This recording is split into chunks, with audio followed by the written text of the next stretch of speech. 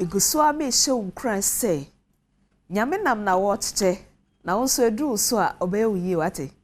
Ya kade nyame fam asafo no ye nyame de beye uye.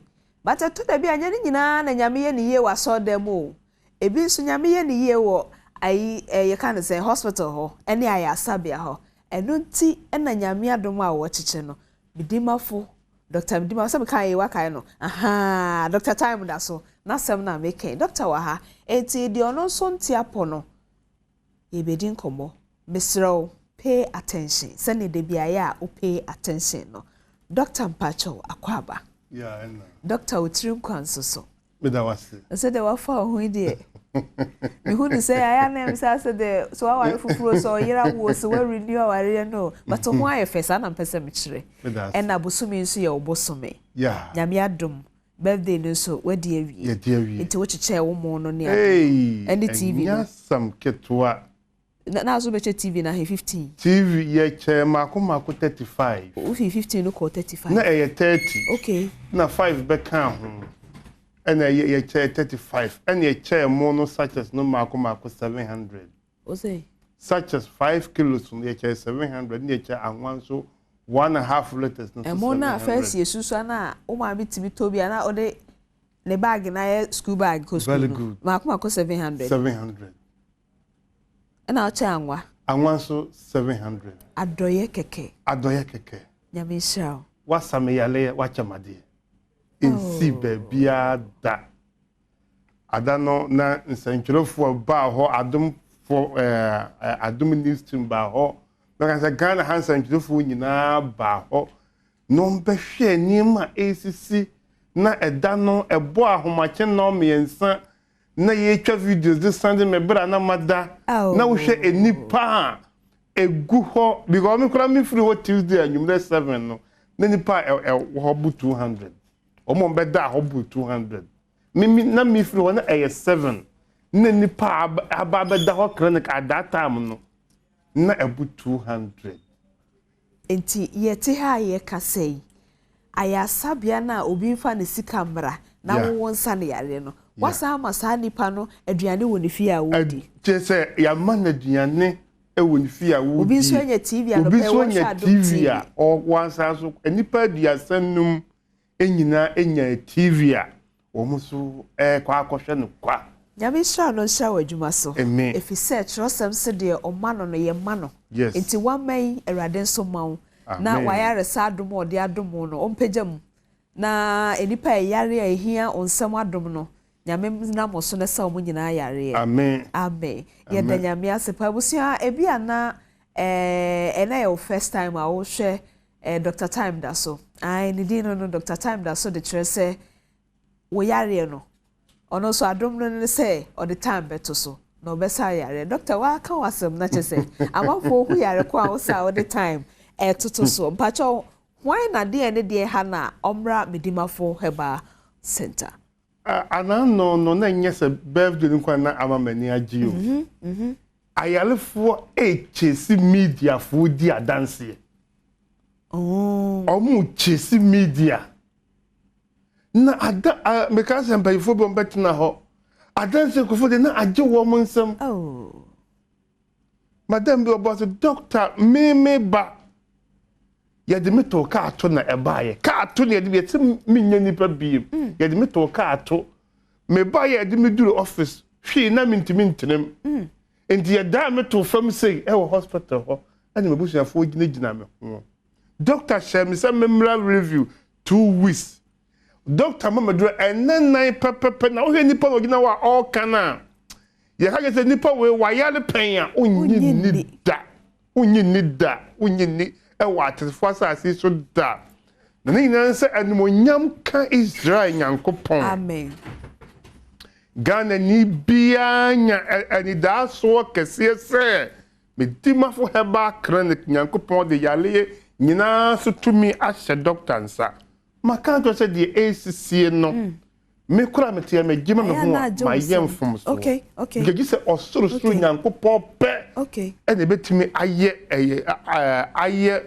the ACCAB because adanse na aburu nipa dwen ntiase so adanse na ekoso no eburu nipa adwen ene yenti ase so efiri se ebi ni baabi ala da se obekọ hospital bi ti se Medimafo Herbal Clinic na doctor asaw yale awi asan chawade enye asam ketuwa na me de me ka kire obi a wo hem se ye nyem fanso honko a okay afi bia ye no prensa ye Easter na ye ne doctor birthday okay na enu twamu a ya san be ye bronya okay bronya no so ye 21st December and no so esi that very the person is wukuada and the doctor see TV no ye beche 50 aduonum and ye beche na eno so amonya nwa de mintimi nkan because anani de ko ye 700 na we ya ye ye ntimi nkan de no say ye to bebre sum dan no na wuduru a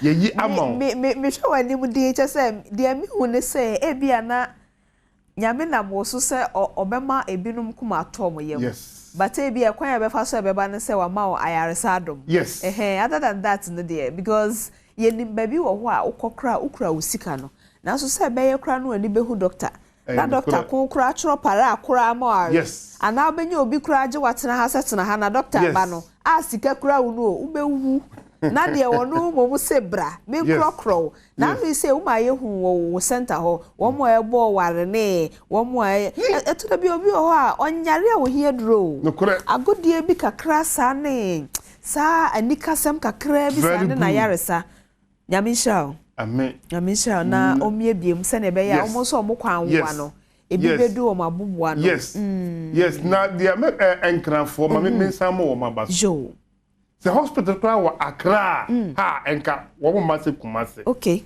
they say wo bi ehu se wo yale na wo beko ba bi eben wo akose wo sika wada age akoda ho wo die se wa na wo se ye paga anana be hwe Cote d'Ivoire fo egu ho age eduro Burkina fo egu ho wo mo nyina eba na wo te Ghana hanaka se ye ka nipa egu Dr. Tam da so asye senka minya nka meko na emom no me kwan na wa na wunim de okeka bia na yale no how the doctor ka chen say gise de wawu ananse wasie no epe say nipa the doctor say on to me ma Medimafo Herbal Clinic na wo beduru Medimafo a edine ye Medimafo chen say yale bia wo de ba bia nyankopon Adom so Dr. Tam da so Dr. Shaw ebra empa ho adanse nkrofo die nyina wutia Dr. Shaw me anso Dr. Shaw me anso Dr. Shaw na wotwe hu se na wotwe enso Dr. Shaw nana ya enana enso tese mayarefo na edi Dr. Tam da so amma me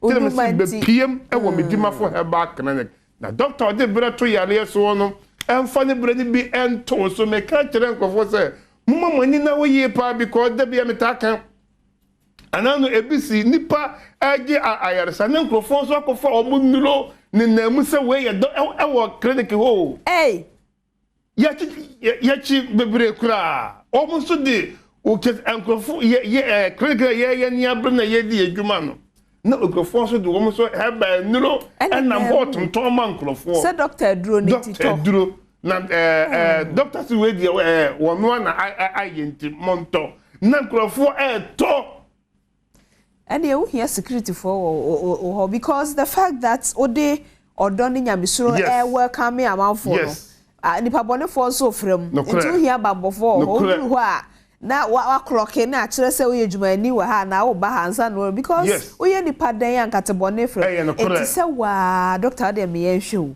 se wa obi aye asabe e wo ho na wa ye duro bi kura wo na timi nya kokudro dura ho na wo tama nipa se doctor duro ni na doctor se monto eto da bi na se no mi bi beda obi so na wo bra wonti ase bi kura de odi wani susu no nya ono ahu samone keten se ye bi we nyina eni hwe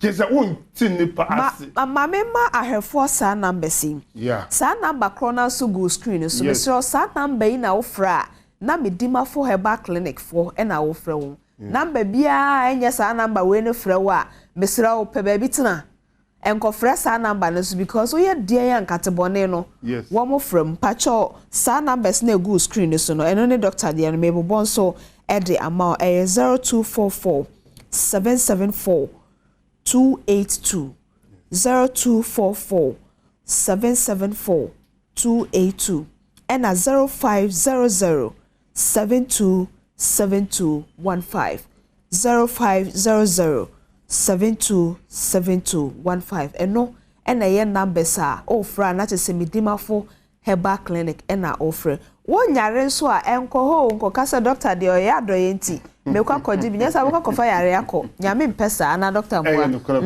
ye fa no krodie nye ya de nyina na emwa ye enti che se niema no bi na yehu wo ho no ho na doctor yehu enuro bi wo ho no obi ba you are drone wo wankasa wo ahye ho nipa cho enuro nyina ye nura efre mensem ye nuro nyina wo clinic ho ehọ na ye no nti bibia free clinic ho na wo ba ye de amount sana etie enti wudro no nyina ya choro Medimafo gu ho enti so obi hia ba bi na ode aduro bre no so choro Medimafo a ye be de hu de no ne nipa kon ne de no so enti meta bode wulo se Dr. Tam da so me duro menton bi wo ba bia ebi ni pharmacy bia enti enkrofo atunton bebra me ya che wo mo ebi de kai gina kumase na ye ton Tam da so waduro na nkrofo ya chichi wo mo nyina nti menton duro wo kamu menton duro information center menton duro wo bi